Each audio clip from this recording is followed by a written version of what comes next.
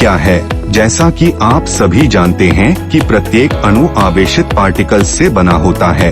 जब 0-2 अणु का एक इलेक्ट्रॉन परमाणु एक कोशिका में खो जाता है, तो यह एडजेसेंट सेल से एक इलेक्ट्रॉन को पकड़ लेता है। यह कोशिका अंततः अस्थिर हो जाती है और उस विशेष स्थान को ऑक्सीकरण करती है, क्योंकि यह एक श्रृंखला प्रतिक्रिया में जारी रहती है और विनाशकारी हो जाती है। इन मेहतर कोशिकाओं को मुक्तकण कहा जाता है। जब एक एंटीऑक्सीडेंट अस्थिर कोशिका को एक परमाणु दान करता है, तो यह स्थिर हो जाता है, क्योंकि अब यह एक स्थिर अणु है। एंटीऑक्सीडेंट इन दाता कोशिका स्तर पर काम करते हैं। सेल मुक्त कण और अप्रकाशित इलेक्ट्रॉन सेल को एक परमाणु देता है जो ऑक्सीकरण या मुक्त कण का उत्पादन कर रहा है। जब कभी एक एंटीऑक्सीडेंट को कम किया जाता है, तो वे धीरे धीरे मुक्त कणों को युग्मन के लिए एक परमाणु के साथ दान करके गिरफ्तार करते हैं और अस्थिर कोशिका को स्थिर बनाते हैं, और इस प्रकार धीरे धीरे अन्य कोशिकाओं को नुकसान की श्रृंखला प्रतिक्रिया को प्रभावित करते हैं और सामान्य और स्वस्थ बनाते हैं। इस तरह हर किसी को एंटीऑक्सीडेंट की आवश्यकता होती है और हर बीमारी में कमी आई है। से त्वचा, सामयिक अनुप्रयोग, बाल सूची अंतहीन है। एंटीऑक्सीडेंट यौगिक होते हैं जिन्हें शरीर में संश्लेषित किया जा सकता है या आहार से प्राप्त किया जा सकता है, और उन्हें 2 व्यापक विभाजनों में वर्गीकृत किया जा सकता है, जो इस बात पर निर्भर करता है कि वे पानी में घुलनशील हैं या लिपिड में। एक और बड़ी गलत धारणा यह है कि एंटीऑक्सीडेंट विनिमेय हैं। वे नहीं हैं।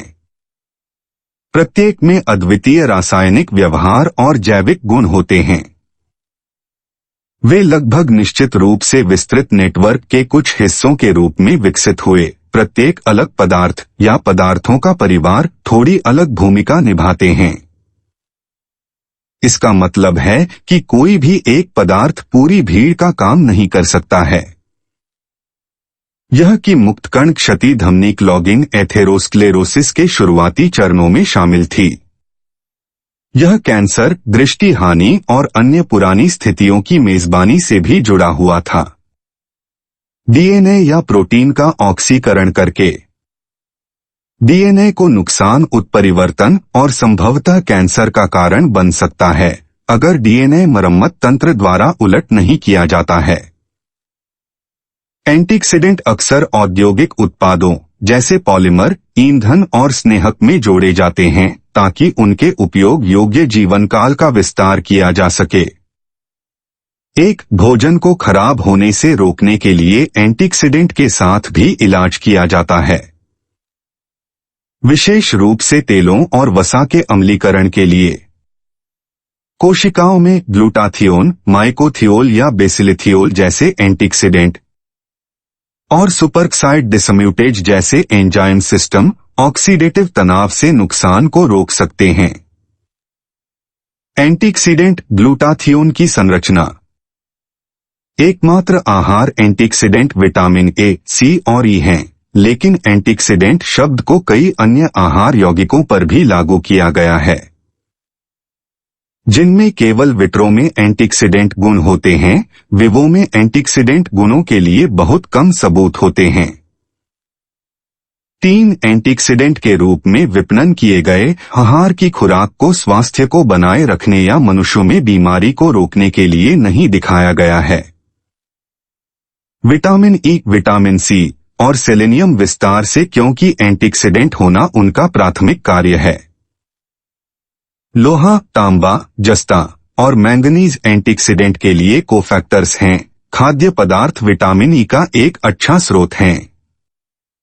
वनस्पति तेल, गेहूं के बीज, साबुत अनाज और गढ़वाले अनाज, बीज, पागल, मूंगफली का मक्खन, विटामिन सी, खट्टे फल, स्ट्रॉबेरी, मीठी मिर्च, टमाटर, ब्रोकोली, आलू। कैरोटीनॉइड। कैरोटीनॉइड में शामिल हैं शकरकंद, गाजर, टमाटर, ब्रसेल्स स्प्राउट्स, शीतकालीन स्क्वैश, ब्रोकोली। Vitamin A. जिगर, शकरकंद, गाजर, दूध और अंडे की जर्दी में प्रचुर मात्रा में। जिंक समुद्री भोजन, दुबला मांस, दूध और नट्स में पाया जाता है। सेलेनियम समुद्री भोजन, ऑफल, दुबला औसत और साबुत अनाज द्वारा पेश किया जाता है। कॉपर समुद्री भोजन, दुबला मांस, दूध और नट्स से प्राप्त। फ्लेवोनोइड्स चाय, हरी चाय, खट्टे फल, रेड वाइन, प्याज और सेब द्वारा प्रदान किया जाता है।